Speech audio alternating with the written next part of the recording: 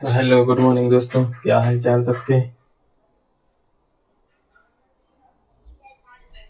तो आज हम समानता सीरीज को आगे बढ़ाते हैं 5.2 में। पहले हम विभाज्यता के नियम पढ़ चुके हैं, अब इसमें दूसरा टाइप है अधिक वाला। दो क्वेश्चन है, उसको थोड़ा सा देख लेते हैं। क्या लिखा है, वह एपी ज्ञात कीजिए। एपी मतलब समानता सीरीज ही होता है। तो वह समानता सीरीज ज्ञात कीजिए जिसका तीसरा पद 16 है और सातवां पद पांचवें पद से 12 अधिक है। अब इसमें थोड़ा सा ये अलग पैटर्न है जिसमें लिखा है अधिक है। जैसा वो कहते जा रहे हैं वैसा लिख लेते हैं। क्या कहा, वह श्रेणी ज्ञात करें जिसका तीसरा पद 16 है और सातवां पद पांचवें पद से 12 अधिक है। इसमें आपको समानता सीरीज ज्ञात करना और दो चीज़ें दे रखी हैं। तो पहले लिखेंगे हमें ज्ञात क्या करना है, लिखेंगे ज्ञात करना है। क्या ज्ञात करना है आपको, समांतर श्रेणी, समांतर श्रेणी ज्ञात करना है। और दिया क्या है, दिया है तीसरा पद 16 है, तीसरा पद 16 है और सातवां पद पांचवें पद से 12 अधिक है। 12 अधिक है मीन्स इनका अंतर 12 है। यदि आप कम या ज़्यादा कहेंगे तो इनका अंतर ही कहलाता है वो। तो दोनों का डिफरेंस कितना है, 12 है।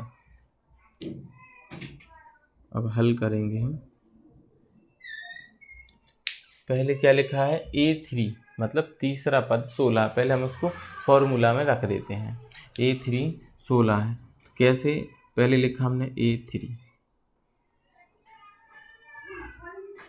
A3 क्या है, AN बराबर A plus N minus 1 into D. A3 N में मतलब N का पद 3 रहेगा, N का पद 3 रहेगा। AN कितना है, A3 है 16, 16 बराबर A plus 3 minus 1 into D, 16A plus 2D। ये आप समीकरण 1 को बना के रखते हैं। इसके बाद A7 निकालते हैं। A7 तो A7 में N की वैल्यू कितनी रहेगी, 7। AN बराबर A plus N minus 1 into D. AN का हमें पता नहीं क्या है, बस लिख लेते हैं AN की value 7 minus 1 into D. AN बराबर A प्लस 6D। ये समीकरण दूसरा हो जाएगा, क्वेश्चन नंबर दूसरा हो गया। अब निकालते A5। A5 में N की वैल्यू 5 रहेगी। AN बराबर A plus N minus 1 into D. AN means A5 A plus 5 minus 1 into D. A5 A plus 5 में से बन जाएगा तो बचेगा 4D। समीकरण तीसरा बनेगा। अब समीकरण 2 और समीकरण 3 को उसके मान पर लौटा देते हैं। जैसे A7 तो A7 में समीकरण 2 जाएगा, ये है A7 ये रहा, ये A7 चल रहा था तो A7 का आपका समीकरण 2 को A7 में रख देंगे, A5 को समीकरण 3 में रख देंगे। तो इसको लिखेंगे A7 व A5 के मान रखने पर, पहले हम इसको लिख लेंगे A7 माइनस A5 बराबर 12। A7 कितना है, A6D माइनस A5 कितना है, A प्लस 4D। इनका अंतर कितना है, 12। A प्लस 6D माइनस अंदर गुणा होगा तो ये माइनस का A हो जाएगा, इसमें माइनस का गुणा होगा तो ये माइनस का 4D बराबर 12 हो जाएगा।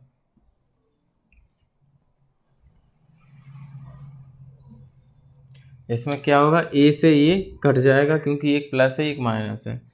बचा क्या, 6D माइनस का 4D बराबर 12। 6D में से 4D माइनस करेंगे तो 2D इक्वल टू 12।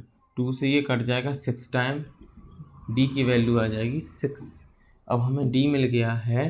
क्योंकि समांतर श्रेणी कैसे निकाल सकते हैं, A से मतलब प्रथम पद, D सर्वांतर। A और D मिल जाएगा तो हम समांतर श्रेणी बना लेंगे।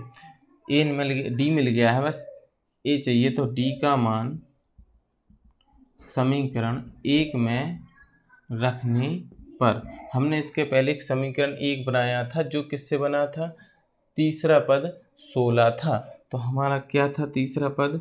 तीसरा पद a प्लस,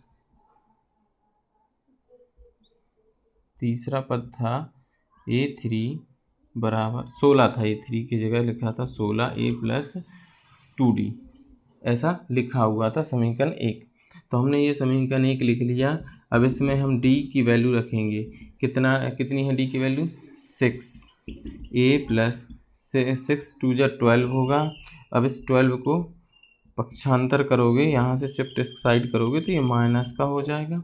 आपके पास a की वैल्यू कितनी आ गई? 16 में से यानी 16 में से 12 लेस करोगे, 12 माइनस करोगे तो प्रथम पद आ जाएगा a। अब आपके पास प्रथम पद a आ गया, d आ गया आपके पास 6। चलिए 6 आ गए, 6 आ गया आपका d और प्रथम पद 4 आ गया है। पहला पद जो है वो 4 आ गया है। अब यहाँ से हम समांतर सीरीज बनाते हैं, समांतर श्रेणी बनाते हैं। समांतर श्रेणी कैसे बनती है? a1 a2 a3 a4 dash अनंत तक जाएगा, इस फॉर्म में समांतर श्रेणी बनती है। अब a1 प्रथम पद क्या होगा? 4। a2 कैसे निकलता है? ये आप सर्वांतर श्रेणी से सर्वांतर से निकाल सकते हैं, a2 माइनस a1। अब हमारे पास हमारे लिए क्या दिया? d दिया है, तो निकालना क्या है? a2 मीन्स इसमें d में a1 आप जोड़ दोगे तो a2 निकल आएगा। तो क्या होगा?